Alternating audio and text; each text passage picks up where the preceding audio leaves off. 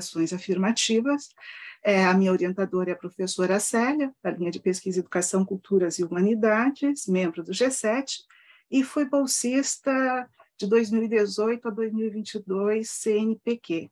Nós tivemos, em função da pandemia, uma extensão da bolsa, mas com um tratamento desigual pelas duas agências financiadoras, né? Nós tivemos CAPES dando 6 meses, com continuidade dos recursos financeiros, e CNPq suspendendo esses recursos financeiros. Então, para quem é CNPq, de repente se viu sem a bolsa, com a necessidade de continuar a pesquisa, porque durante a pandemia tiveram alguns transtornos, e essa é uma realidade que a gente vivenciou. Então, começando primeiro para entender o que é afro-reparação, tá? Primeiro, questão da grafia. Qual foi a influência dessa grafia? Porque, lógico, com o acordo ortográfico isso mudou.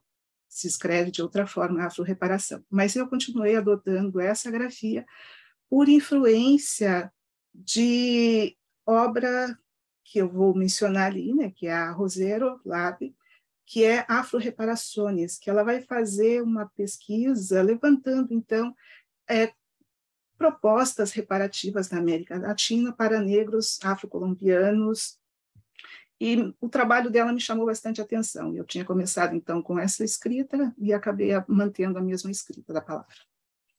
Então, o que é afro-reparação? Praxis de agentes negros, negras, negres e conjunto de expectativas relacionadas ao ressarcimento aos descendentes brasileiros de escravizados pelas consequências da escravização negra. É uma pauta reivindicatória do movimento negro, que vê os danos causados pelo processo de escravização e as consequências deles até o dia atual. Eu pego o século XVI e eu chego ao século XXI com as mesmas consequências para a população negra, em função de um processo histórico que vai mantendo essa população marginalizada. Tá? O termo também ele faz referência a uma identidade pátria, né? Povos do continente africano que foram escravizados e passaram por um processo de diáspora. E também tem uma perspectiva jurídica, a questão da reparação, que juridicamente tem a ver com o Tratado de Versalhes, justiça de transição, e tem a ver com a justiça restaurativa. Então, tem uma perspectiva jurídica também já usada historicamente por outros grupos sociais. E o que é entendido por praxis, então? É entendido porque, como eu coloquei, praxis de agentes. O que é praxis? Ação, prática social, de subversão a uma ordem social estabelecida com possibilidade de interferir e transformar uma realidade objetiva. Na pesquisa, esse é o sentido de praxis, dado a essa palavra quando eu uso. Tá? Elementos históricos internacionais. Quando a gente fala de reparação, não é algo que está surgindo agora, já tem um histórico.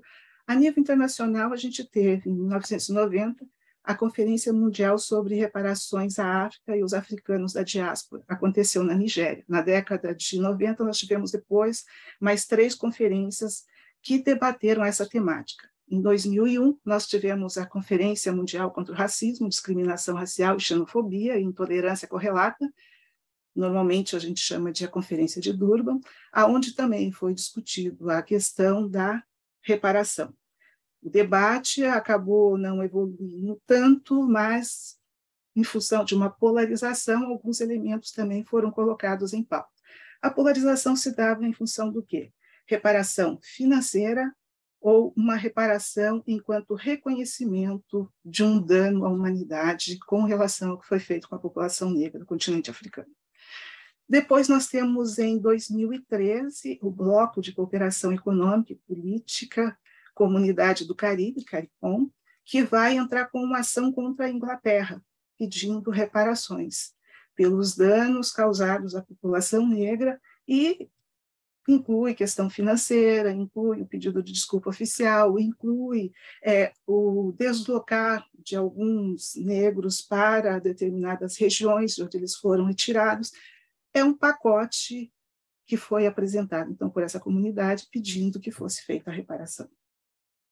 Elementos históricos nacionais. Em 1983, nós temos o Abdias do Nascimento com um projeto de lei, pedindo ação compensatória. Falava na questão da educação, bolsas de estudo, Em 1993, Movimento pelas Reparações dos Afrodescendentes é um movimento que vai, inclusive, ter uma ação jurídica dentro do contexto nacional voltado para a questão da reparação, que eu falo na sequência.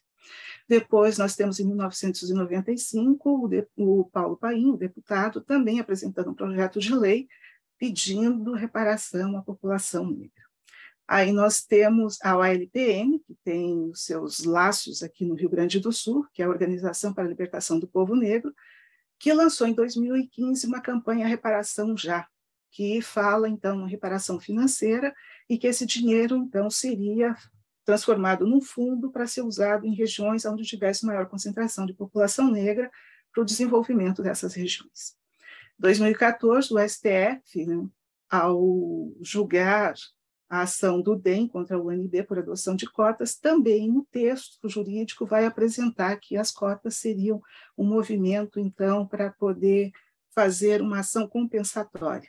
Isso vai acontecer também em 2017, um outro acórdão do Supremo com relação às cotas, em que vão declarar constitucional e também usando esse argumento. Tá? Como eu tinha falado, o movimento pelas reparações de afrodescendentes, em 1994, eles vão fazer um pedido oficial de responsabilização da União pela ação escravista, pelas omissões da abolição e pelas consequências que tais fatos acarretaram. Uma das representadas por esse movimento juridicamente é a senhora Maria do Carmo Jerônimo, que na época estava com 125 anos, desculpa. E ela, então, era uma das representadas e tinha vivido o finalzinho ali do processo de escravização, antes da lei da abolição. Mais atual, 2022, nós temos que está circulando em alguns grupos de movimento negro, que é o projeto de lei de iniciativa popular, que faz parte desse livro, é uma edição de 2022, Projeto Político do Povo Negro para o Brasil. E lá eles apresentam uma proposta, então, de iniciativa popular e apresentam um modelo de projeto e com todas as cláusulas que seriam, então, a reivindicação desse grupo. Tá? Esse grupo também é ligado à OLPN, Organização para a Libertação do Povo Negro. Características, então, da pesquisa. A pesquisa que eu realizo, ela é uma investigação exploratória, a abordagem qualitativa e dialética, quer dizer, eu considero determinantes históricos, a inter-relação e a relação ação-estrutura. Conjugação teórica de 3 autores. Por quê? Bourdieu, conversando aqui com a Célia, a gente chegou à conclusão que eu precisava também estar levando alguns outros autores. A Célia falou ali que, às vezes, o processo é muito mais uma pressão dos estudantes do que realmente a estrutura universitária. E, realmente, muito do que está sendo inserido de outros autores, e eu não me considero alguém assim da vanguarda dessa inclusão de outros autores, mas muito do que está sendo inserido tem, sim, um processo de reivindicação de pessoas que vieram de uma outra realidade social e hoje tem essa necessidade de, dentro da academia, também ver pautas sociais que estão à margem sendo colocadas para análise, para pesquisa, e os autores, as narrativas científicas, os estudos desses autores que também vivem essa realidade ou estiveram mais próximas dela. O objeto de estudo: práticas sociais de afro-reparação na praxis de agentes do movimento negro brasileiro relacionadas ao campo universitário. A questão de pesquisa, o que eu quero responder, é como se constituem as práticas de afro-reparação na praxis dos agentes do movimento negro e como se relacionam com o campo universitário. O objetivo geral, analisar como as concepções de afro-reparação em disputa no movimento negro concebem as ações de afro-reparação no campo universitário. Objetivos específicos, então, descrever qual é a concepção que eu vou encontrar, então, no movimento, identificar processos históricos e teóricos de constituição dessa concepção, identificar as possibilidades de mudança social e de mobilidade a partir do próprio relato dos entrevistados, especificar quais são as propostas dos participantes, né, para uma afro-reparação no campo universitário e apresentar, a partir desse diálogo, então, uma proposta com um conjunto dessas sugestões. Quais são os referenciais teóricos? Como eu falei, é uma conjugação teórica. O que eu estou buscando em cada autor? Tá? Eu tenho Clóvis Moura com relações de desigualdade racial e social, a relação classe-raça, meio de produção e racismo. Racismo histórico e estrutural, a praxis negra, né? Negros, negras e negros, sujeitos históricos, agentes políticos e econômicos, o processo dialético, porque o Clóvis trabalha com a perspectiva dialética, e a questão do conflito, que está presente na obra do Clóvis, mostrando que não é uma população negra, não é uma população pacífica, que ficou aguardando que alguém fizesse algo e salvasse eles de toda a sua miséria e dor. Não. Houve ações dessa população e o Clóvis ele traz esses elementos, ele discute a partir desse processo do negro também como sujeito dentro da história. Pierre Bourdieu tem a questão da análise relacional, campo, disposições sociais e hábitos que vão ser adaptados a partir da leitura também, considerando os outros autores, relações sociais de dominação e poder, reprodução e classificação social. E o Axel Honneth, a questão do conflito, na verdade, todos os três autores têm presente a questão do conflito, porque mesmo Pierre Bourdieu, quando eu estou falando de disputa por posição, eu estou falando da possibilidade de um conflito, porque as pessoas disputam, independente das ferramentas que usem. Então, há a possibilidade de que haja reações também do outro lado que não quer perder a sua posição dentro do campo.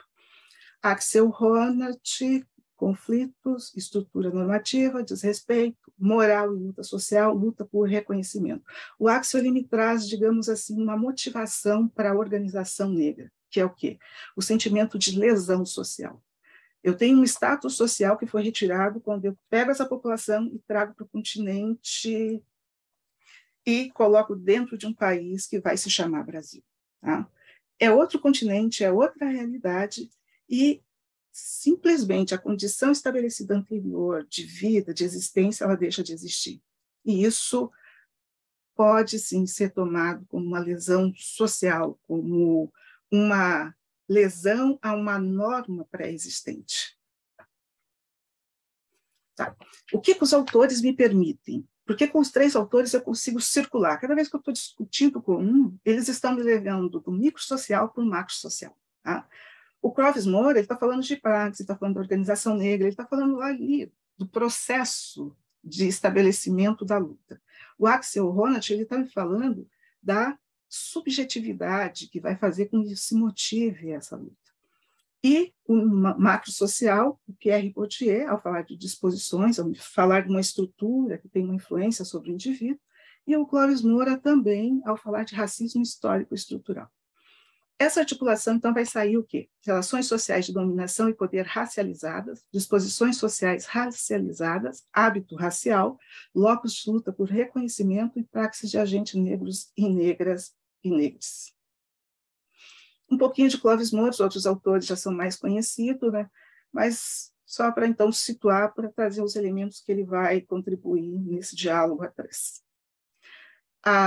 Ele tem um livro, Sociologia Posta em Questão, em que ele vai questionar a sociologia acadêmica e vai falar de uma sociologia da praxe. É uma sociologia que, sim, o pesquisador ele está disputando posição com relação a narrativas que estão marginalizadas socialmente. Ele está tentando colocar, junto desse espaço do debate, realidades as quais estão invisíveis para a academia.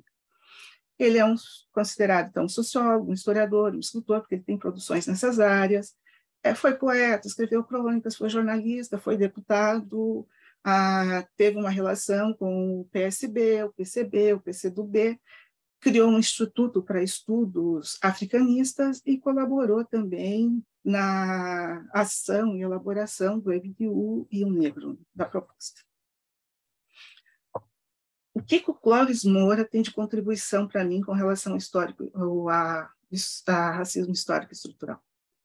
Ele me permite olhar para uma escravidão negra estrutural no Brasil, porque é a partir daí que eu preciso pensar. Tem uma continuidade, essa ruptura que alguns pesquisadores fazem, sabe, vamos analisar o negro, e a questão agora é o que há, que a formação deles não é suficiente. Mas por que não é suficiente para chegar em determinadas posições? Como é que foi construído historicamente? Como é que eles ficaram fora da universidade, da educação básica? Então, essa escravidão negra estrutural, o que ela vai me dar? Ela vai me dar um antagonismo racial, ela vai me dar um racismo institucional, ela vai me dar uma estratificação racial, um racismo estrutural que se mantém a partir dessa estratificação. Ela me fornece um despotismo branco e um racismo interpessoal. E tudo isso é que vai culminar no que a gente tem hoje como racismo. Eu não mato negro com bala que se diz perdida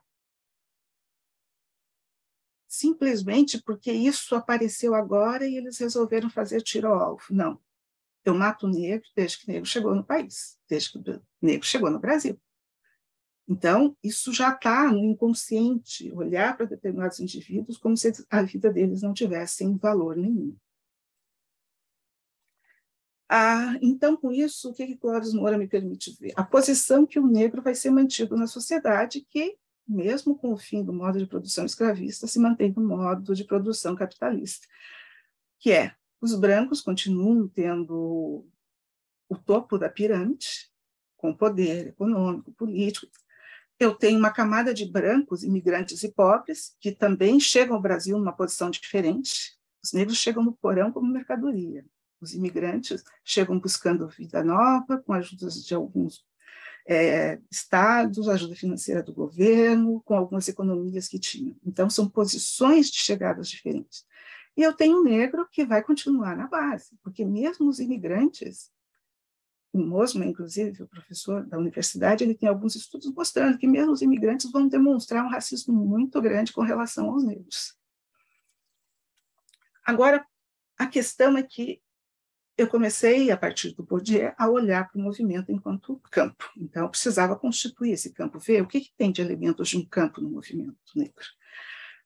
Eu peguei o Lahire, né, que apresenta alguns elementos com relação à constituição do campo, e fui buscar, então, essas questões no movimento, na história do movimento, numa pesquisa documental, nas notícias que estão hoje disponíveis na mídia em geral.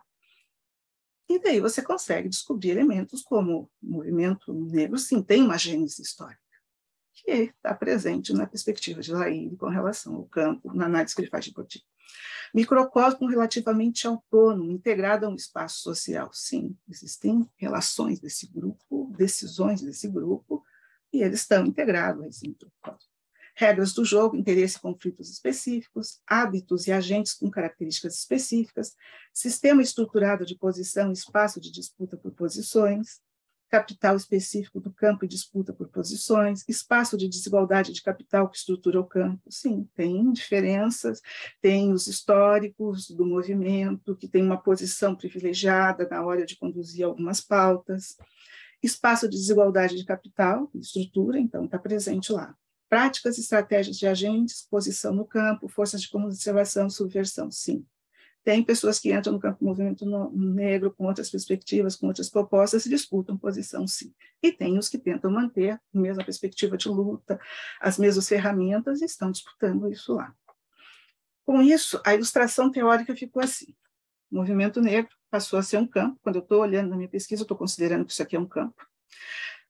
O campo universitário, Bourdieu já trabalha ele, o campo político, Bourdieu traz elementos, o campo jurídico também. Mas esses dois campos, o político e o jurídico, não são elementos que vão estar tão presentes, a não ser como processo histórico, porque a partir deles é que a universidade vai passar a receber a população negra. Porque é uma luta política, é uma luta que foi estabelecida também dentro do jurídico, e com isso eu tenho legislações ou tenho impulsões que vão levar a isso. Né? E esse movimento negro, ele tem disputa por posições. E essas disputas, em cada um desses campos, estão sendo considerados, a partir do Axel, como locos de luta por reconhecimento. Né? E essas disputas também são a gênese de conflitos, possibilidades de praxis, porque se eu tenho antagonismos, desses antagonismos, provavelmente eu devo ter a possibilidade de outras posições. E o movimento dialético, que está presente, como eu falei, desses antagonismos. Eu trabalho, então, com Clóvis Moura, com o conceito dele de grupo diferenciado e grupo específico. O grupo específico é quando um grupo ele toma consciência que ele tem uma marca social e que isso faz com que ele seja visto pela sociedade de uma forma diferente. O grupo diferenciado é como a sociedade vê esse indivíduo. A metodologia, instrumentos de coleta de dados. São instrumentos híbridos, até porque eu estou trabalhando com 3 autores, cada um deles tem uma forma de filtrar o olhar para a realidade social. Então, a ideia dos instrumentos é captar leituras objetivas externas e leituras subjetivas internas. Então, a estrutura social, o macro, e a subjetividade, a intersubjetividade, o microsocial. Limitações da parceria de pesquisa. As pessoas que seriam o foco, então, para essa pesquisa. Antes da pandemia eram membros de entidades do movimento negro com pautas de afro-reparação, dispostos a pensar essa perspectiva no campo universitário. Depois da pandemia, passou a ser componentes, então, do movimento negro, né, membros e membros, que responderam ao questionário divulgado em redes sociais e aceitaram participar de uma entrevista com foco na afro-reparação no campo universitário.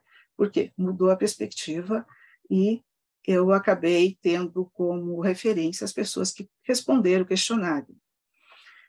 E foi, então, os instrumentos híbridos divididos em duas categorias. A investigação documental, que é a questão jurídica, institucional, pessoal e de comunicação, que tiveram como procedimentos o quê?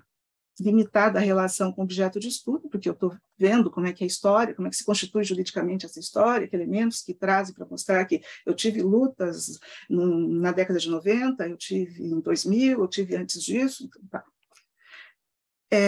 Elementos presentes no relato dos participantes, porque eles mencionavam, por exemplo, uma participante, eu conversando com ela, disse, mas nós tivemos, na década de 90, essa discussão de reparação na Bahia. Daí você vai atrás, descobre que realmente teve um documento preparatório para Durban, que eles acabaram discutindo essa questão. E os tratamentos dos dados é isso, historização, observação do objeto a partir de diferentes fontes de dados. A investigação interpessoal de fatos e percepções, é aqui que está a entrevista. Então, a observação, a entrevista e o questionário. Procedimentos. Contato com as entidades do movimento negro, via formulário Google Forms, que durante a pandemia, como a Célia tinha comentado, a pesquisa foi feita durante a pandemia, era a forma de conseguir contato, né? Então, foi e-mail, WhatsApp, esse formulário foi jogado nesses espaços, que, é lógico, limita também o acesso das pessoas, porque são os espaços que você está tendo contato ou que alguém te indica. Então, você fica restrito a uma rede já estabelecida. Entrevista remota com respondentes do formulário que indicaram contato para entrevista e declararam ser membros do movimento negro. E o tratamento dos dados foi transcrição, análise e classificação. Qual foi o prisma teórico da investigação interpessoal de fatos e percepções? Estou falando de entrevistas, estou falando de questionários, mas que são a base para a entrevista. Eu estou olhando para a afro-reparação, que é o foco da minha pesquisa, a partir do quê? De intersubjetividades e de subjetividades. Porque as pessoas que estão participando, que estão ali relatando, o que pensam a respeito do tema, o que acham que seria adequado, elas estão nesse circuito. E esse circuito aqui é um grupo específico, segundo a teoria de Clovis Moura. Por quê? É um grupo que tem características específicas, que se organiza para lutar contra uma posição social que os marginaliza, que impede que eles possam ter um desenvolvimento pleno. Então, eles têm algo em comum, eles têm uma marca social, e eles usam essa marca social para dizer que nós somos alguém que quer espaço também junto aos direitos sociais que estão aí estabelecidos. Isso aqui, grupo específico, é hábitos incorporado, é histórico, é os grupos de resistência e de autodefesa criados desde que os negros chegaram no Brasil, porque eles, muitos, a exemplo do Quilombo dos Palmares, reagiram ao processo. Reagiram individualmente, mesmo com o suicídio, que era uma forma de não deixar que o seu corpo fosse escravizado. A opção era a morte. Então, eu tenho um histórico de grupos de autodefesa ou de ações individuais de autodefesa que vão acabar, historicamente, constituindo uma coletividade de pessoas lutando para superar essa condição. E eu tenho aqui fora, na estrutura social, enquanto disposições sociais, eu tenho o quê? Um racismo histórico estrutural, que vai ser incorporado pela população negra enquanto uma forma de autodefesa e pela população branca enquanto reprodução de posturas, de atitudes, de práticas racistas. Não é, gente, não estou generalizando a população branca, tá? Nós temos um capital dentro do campo, o movimento negro, que é o quê? A luta antirracista. Quem está dentro do campo está lutando por isso, para se posicionar junto à sociedade no campo, enquanto alguém que está numa posição, que está lutando e merece, digamos, está conduzindo algumas questões, algumas pautas em função disso. Então, esse é o prisma teórico pelo qual eu estou olhando para esse tema. Então, a questão do questionário. O envio foi feito dia 20/5 para algumas entidades, né? Depois dia 21/5 para outras entidades, aqui tem a relação delas, não vou ficar lendo elas, porque acho que dá para todo mundo visualizar. Primeiramente, envio por WhatsApp, grupos de WhatsApp, depois envio pela internet para as páginas dessas entidades que estão aqui relacionadas, né? Convergência, Coalizando, que eram sempre entidades que tinham um agrupamento de outras entidades ao seu redor, né? Uma coletividade. A BPN, inclusive, a Associação Brasileira de Pesquisadores Negros, Negras, Negres, eles disponibilizaram na página deles, disponibilizaram no Facebook, e o questionário ficou disponível por 2 meses. Tempo curto, hoje eu acho que sim. Outra falha que eu identifico hoje é o quê? A continuidade em reenvio para os mesmos locais do formulário. Porque eu enviei uma vez e fiquei esperando a resposta. Isso também complica bastante. São coisas que eu estaria revendo, com certeza, se fosse fazer a pesquisa hoje. Disso resultou o quê? Os questionários válidos, 27 questionários, que davam para ser considerados, então, para entrevista, porque tinham apresentado ali contato, que eram os requisitos, né, para poder conversar com as pessoas e ver se elas estavam dispostas a fazer essa entrevista. Aí começa o processo, os contatos para marcar a entrevista. Então, eu estou com o primeiro e-mail, eu mando para todos os 27 formulários válidos. Eu recebo de resultado 12 agendamentos de entrevista. Depois, no segundo momento, eu envio 7/10, para 15 formulários. Eu recebo como agendamento de retorno 3. Depois eu vou enviar dia 21/10 para 12 e vou receber como resultado 2. Enfim, 17 entrevistas agendadas. Como é que foi entrevistas? Pandemia, isolamento social, as pessoas com extrema desconfiança, tinham pessoas que olharam no grupo o link do formulário, ficaram com receio de acessar, porque podia ser alguma coisa que depois o celular deles ia ser infectado, ficaram com receio de conversar, porque não sabiam que dados iam ser pedidos, se isso não era algum golpe. Pessoas que ligaram para mim e perguntaram, mas o que você quer? Quem é a tua orientadora? E depois também resolveram que não iriam participar da entrevista. Dificuldades do contexto da pandemia. Então, agora aqui, a Célia tinha até comentado ali, né, da questão do hábitos crivado, né?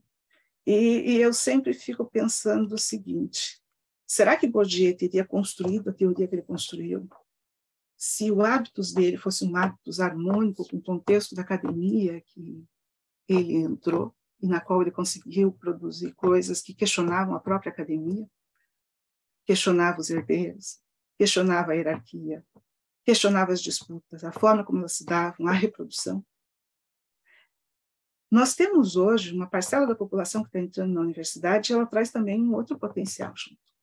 O potencial de começar a expor possibilidades de mudanças teóricas, metodológicas, porque eles têm um outro olhar. E a Célia, um dia até a gente estava conversando, e ela disse o seguinte, tu está fazendo uma pesquisa meio artesanal.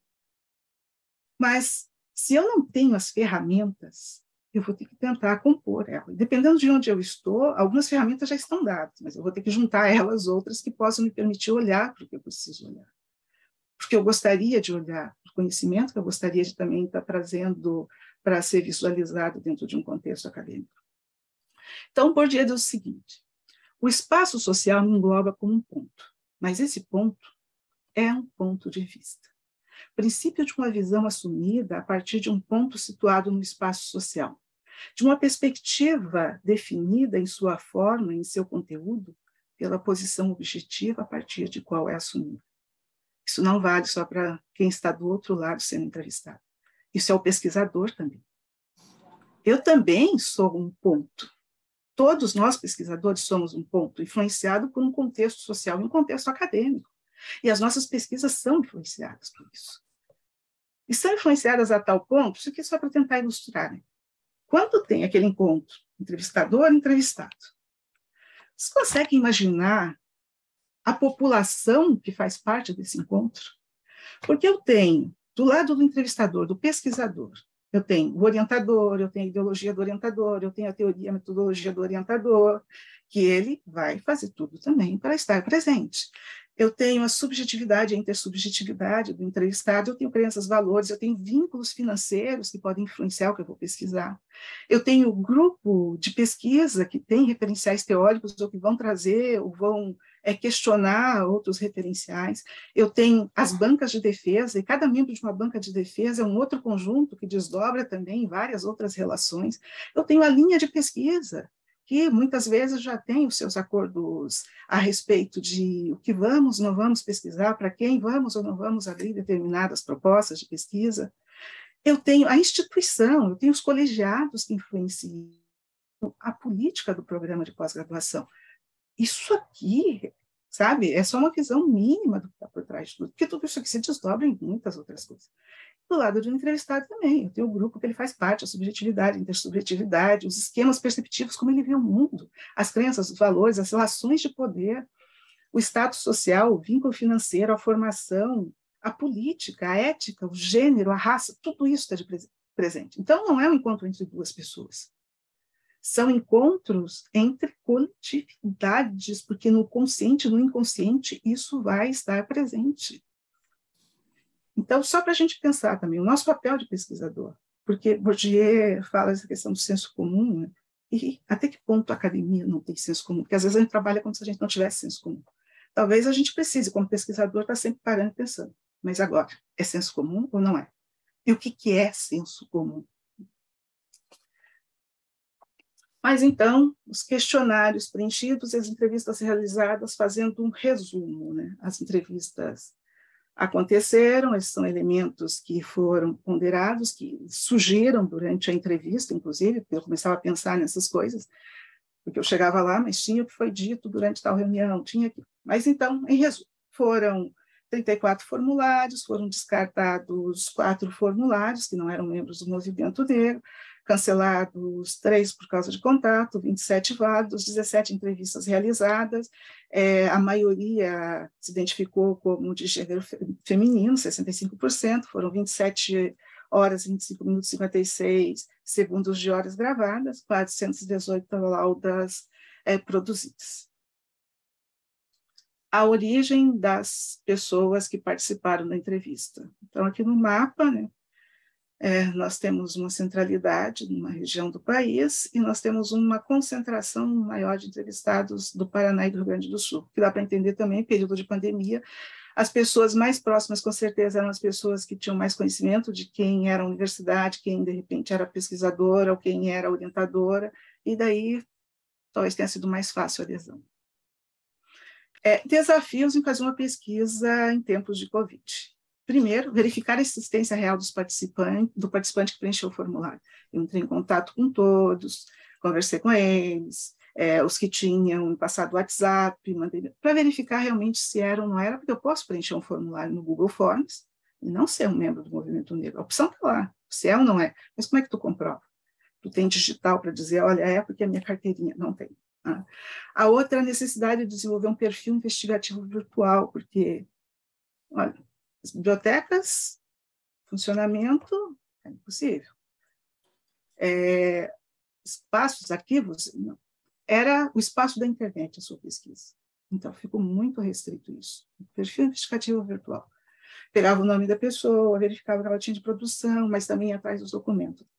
Estabelecer laços de confiança com pessoas que inicialmente estão apenas diante de um formulário no espaço virtual, é o que eu tinha colocado já antes. E a investigação documental com maior concentração em meios virtuais. E as limitações também da observação. Aqui são algumas imagens da tela do computador de entrevistados. E o que acontece? Isso aqui era o que eles me permitiam ver durante a entrevista. Tá? E muitas vezes até com filtros. Então, quando você vai em um local, conversa com a pessoa, muitas vezes tu tem mais detalhes, mais informações que você acaba utilizando também. Né? As categorias de análise, então, praxis de agentes negros e negras, negres, daí são as questões que eu fiz, né, para os entrevistados, quem ele era, como ele chegou ao movimento negro, qual era a atuação antirracista, histórico de luta, resistência e conquistas, processo de socialização, que é a afro-reparação, como você elaborou essa concepção, eu estou atrás da construção dessa pauta reivindicatória, qual é o papel da universidade em processo de afro-reparação. Mudança e mobilidade social era uma análise da própria proposta que ele apresentava e explicar por que ele achava que poderia levar a uma mudança ou mobilidade social. Divergências com relação ao entendimento de como deve ser a afro-reparação, né? Tentando buscar que conflitos que existem, que disputas existem no movimento, né? Então era a sua concepção, se existem consenso ou divergência, e a praxis negra pedagógica reparativa, né? Eles apresentavam elementos, então, para uma proposta de afro-reparação na perspectiva universitária. Aqui é um pouquinho para me situar, né, essa questão tanto do hábitos cruzado, como a reflexividade, essa questão, a Célia tinha colocado o termo, se colocar no lugar do outro. Né? Essa questão de que, qual é o lugar de onde alguns pesquisadores estão falando, né, que estão hoje dentro da universidade? Até numa reunião do grupo eu tinha comentado que para vocês são a minha diversidade. E para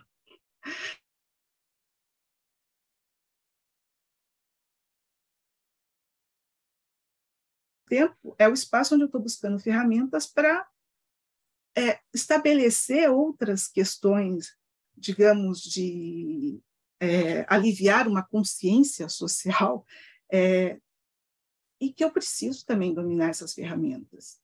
Então, nós todos, olhando uns para os outros, a gente está nessa posição quando você tem um público diferenciado chegando, quando você tem um grupo específico dentro da universidade reivindicando determinadas posições. Então, o Clóvis Moura, ele tem um livro de crônicas, e lá tem essa citação que eu vou ler agora. Hoje recebi o telegrama de um amigo, muito querido, dizendo-me que está morto. Procurei saber o que ele desejava dizer com isso. Eu acho que uma grande parcela desse público que está entrando hoje na universidade está tentando entender o que essa sociedade está dizendo e compartilhar com os outros o absurdo que é isso. Então, são pesquisas bastante específicas, mas elas são o que é a realidade dessa sociedade.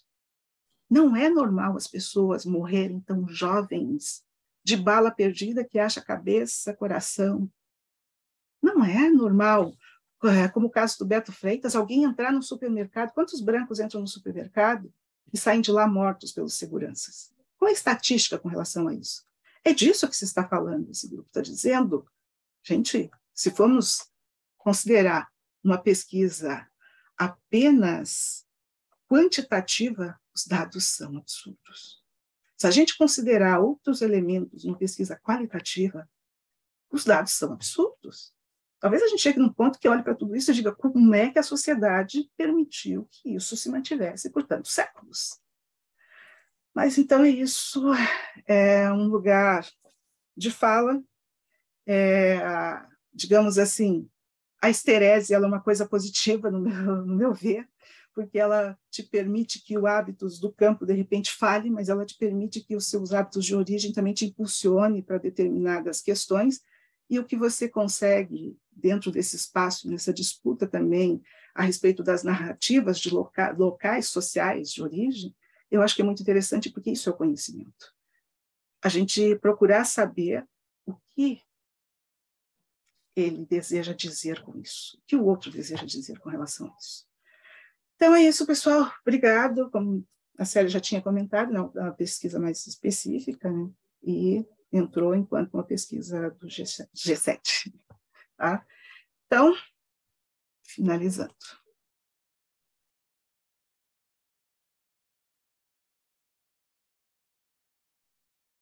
Marta, muito obrigada. Tá ótima a imagem. Aqui no telão a imagem não fica boa, mas aqui no computador está ótima. Então, agora eu estou podendo te ver melhor e dizer para todo mundo que cada fala da Marta é assim, é algo que gera eco, repercussão, é muito forte, e é assim que a Marta desenvolve a pesquisa dela, nesse engajamento tão importante, que, quem sabe, contribua mesmo enquanto pesquisa, para além da tua militância, que a gente sabe que é super importante, que contribua para fazer, né, com que a sociedade, a academia... Tu falou do campo acadêmico, eu achei ótimo, porque a tua discussão realmente ela vai provocando 1000 pontes, Marta, nesse questionamento profundo que é das relações raciais desiguais no nosso país. Obrigada. Então, vamos ver se alguém tem alguma questão específica para Marta, tanto o pessoal aqui presente, quanto o pessoal que está participando remotamente. Se houver questões, porque acho que a Marta ela se preocupou em trazer toda a parte de uma fundamentação teórica por onde que ela sustenta a abordagem que ela constrói, e depois ela trouxe a parte muito prática da pesquisa, coisas simples e importantes, do tipo reenviar a mensagem, solicitar de novo, né, para que as pessoas, para que a gente obtenha mais dados, mais respostas, né, pesquisar, tem todo esse processo trabalhoso, miúdo, que exige muito tempo e gera, inclusive, dor no corpo, porque olha o tempo de entrevistas e de transcrição das entrevistas, né? É algo que exige um trabalho miúdo, intelectual, mas também físico e corporal.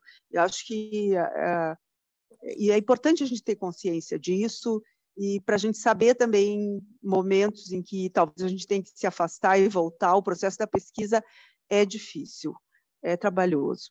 Eu vejo que alguém se manifesta no chat, eu fico pensando se as pessoas não querem manifestar oralmente.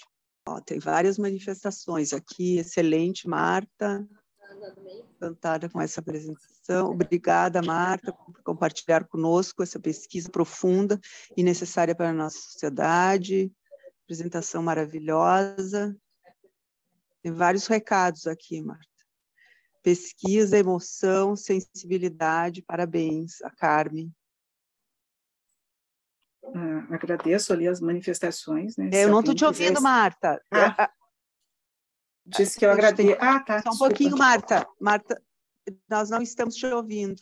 Só um pouquinho. Por favor, Marta. Eu só estava agradecendo as manifestações que você tinha lido, né? E se alguém quiser fazer alguma pergunta, fique à vontade, né? Não queria deixar ninguém em estado de choque. É só colocar o lugar de fala, as percepções que eu tenho. Porque como a gente trabalha com Bourdieu, né? O grupo tem essa vertente mais bordesiana, né? Na raiz, muitas vezes eu fico pensando como foi para ele chegar numa universidade. Estou aqui, é lógico, fazendo projeções, né? E ver as engrenagens funcionando, porque às vezes a gente vê os ossos sendo moídos, né? Mas esse olhar, realmente, ele só é possível quando você traz outras experiências, porque para quem está lá dentro, para quem tem gerações e gerações, muitas coisas já estão normatizadas, né?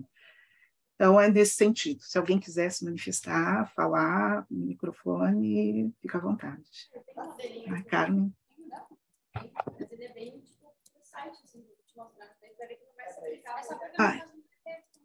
Carmen, tu está falando, mas o microfone está desligado. Por gentileza, liga. Oi, obrigada. Fica melhor. Obrigada, Marta. Como eu coloquei ali, muita sensibilidade. Eu sou doutoranda do professor, orientada pelo professor Cláudio Batista. A gente trabalha na linha de pesquisa que é Educação Especial, Saúde e Processos Inclusivos, né? Então, a gente passa também, né, por essa tua apresentação, assim, não tem como deixar de falar. Moro em Pelotas e faço curso na URGS, e também tive a oportunidade de fazer uma disciplina aqui na Federal, na FEPEL, na Educação, com a professora Madalena Klein, né? E ela trabalhou com a gente o livro Os Infames da História, Pobres, Escravos e Deficientes no Brasil, da Lília Ferreira Lobo, né? Aí eu não me segurei para comentar, né? Viajei bastante também, ao mesmo tempo, ouvindo a tua fala, né? E nessa questão que nós estudamos da deficiência, né?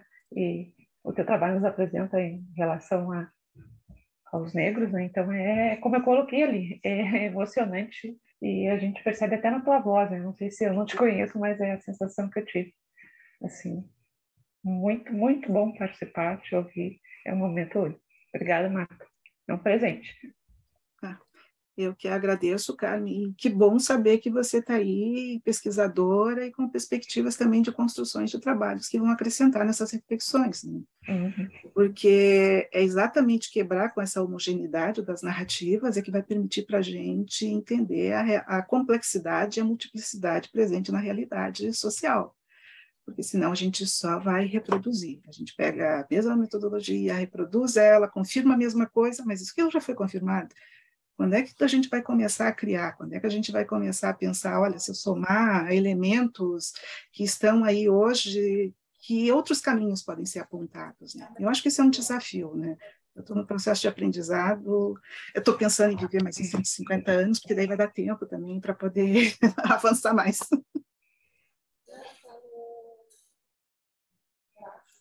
Tudo bom, Marta? Bom dia. Tudo bom, pessoal, bom revê-lo. Turma, professora Sérgio, professor Leandro e demais colegas aí. Marta, eu queria te fazer uma pergunta para a gente pensar esse contexto aí da afro-reparação, pensando acontecimentos mais atuais, né?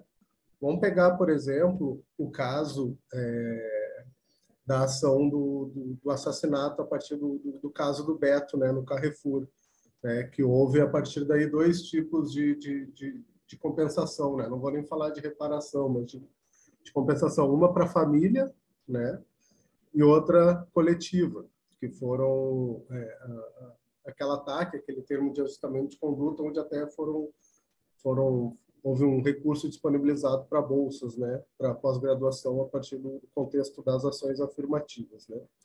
E, por outro lado, a gente também tem esse movimento mais institucional, que é justamente pensar essas políticas de ações afirmativas nas universidades. Agora, aqui na URGS, recentemente, a gente conseguiu, né, aprovar uma resolução para que todos os programas tenham ações afirmativas, né, Marta? Tu participou desse processo e tal. E aí eu gostaria que tu pudesse analisar rapidamente, se possível, de forma comparativa, esses dois cenários, né? Os dois são institucionais, né? Instituições da União.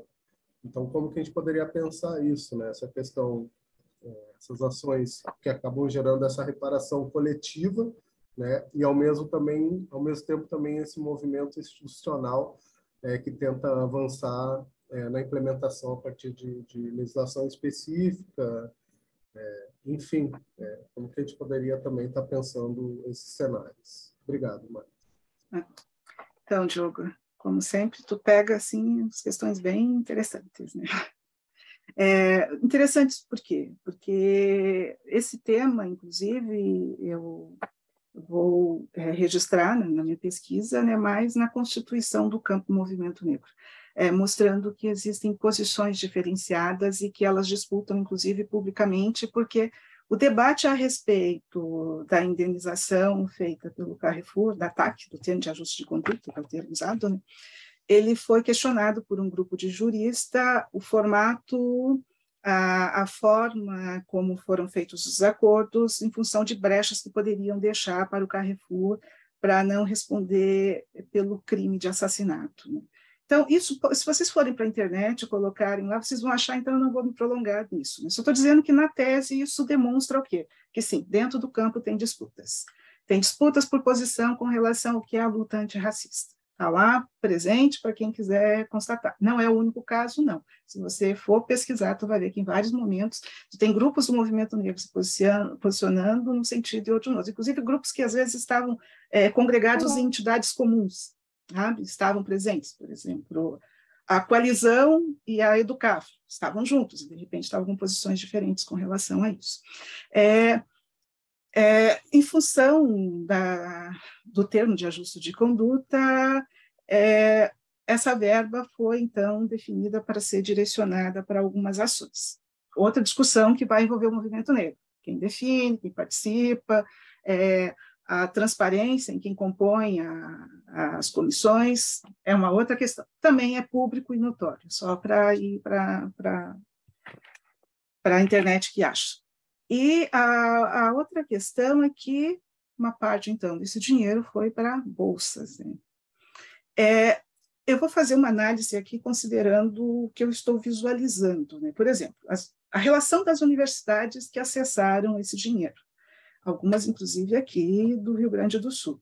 E, ao mesmo tempo, posições de um grupo de juristas, que, inclusive, aqui do Rio Grande do Sul, ligado ao movimento negro, contrário a esse tipo de processo, não é o direcionamento, mas contrários a o processo como foi feito.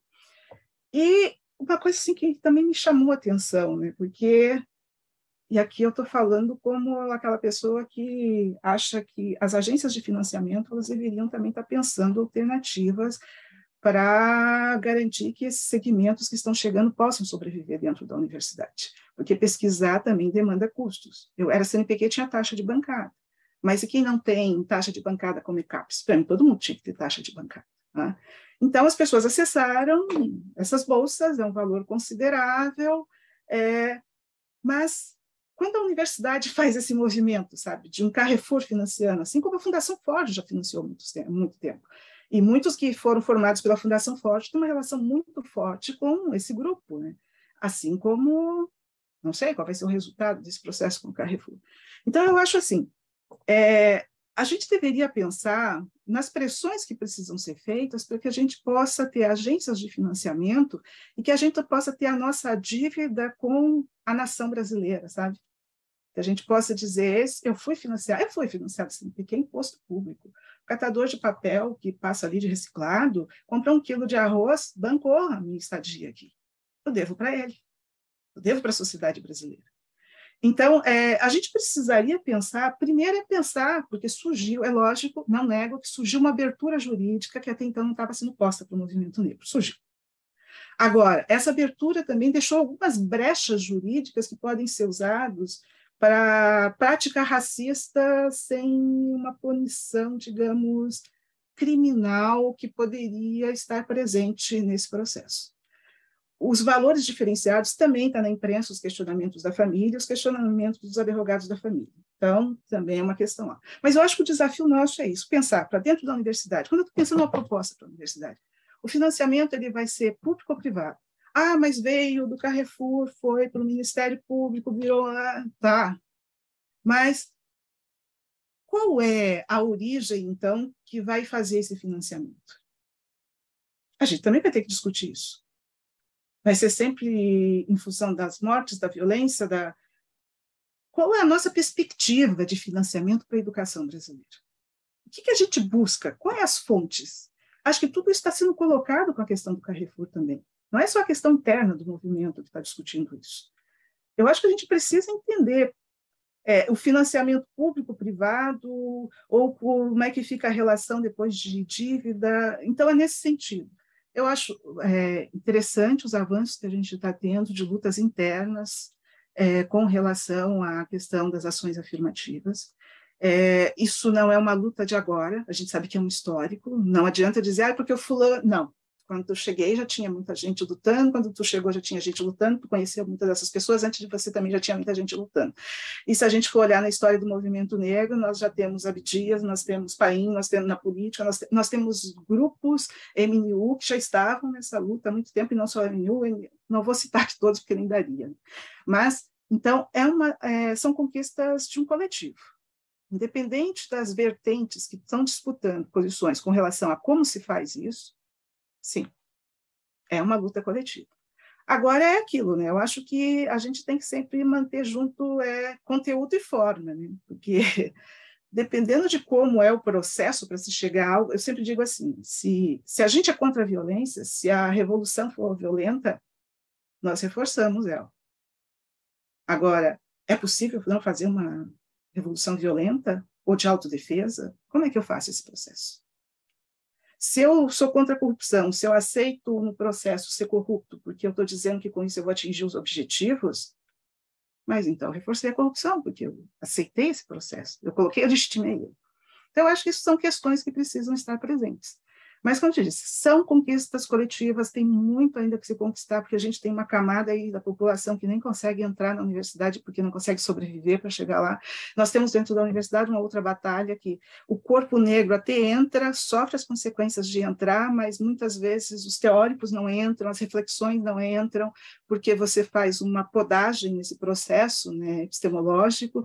Então, são questões que demandam outras pesquisas. Eu também tenho uma pesquisa de uma área que também deve trazer essas reflexões, né? E eu acho que o que abre para a gente é isso, a necessidade de, na academia, a gente cada vez está olhando melhor para isso, olhando os entendimentos do que é reparar, do que realmente é o processo de dar condições de desenvolvimento para essas pessoas, porque o fato, a questão que o Bourdieu usa, né, é a questão da mobilidade por translação. Eu desloco a pessoa para a posição, mas as relações de poder, elas continuam a mesma. As relações de poder e dominação, elas prevalecem a mesma. Inclusive, muitas vezes, esse sujeito vai para essa posição e o que ele faz? Ele passa a ser reforço. A gente viu isso no governo anterior, mas isso não está só no governo anterior. A gente sabe que isso está no nosso cotidiano. Porque são disputas, são relações, são interesses que estão em jogo. Mas é isso, Diogo. Não sei.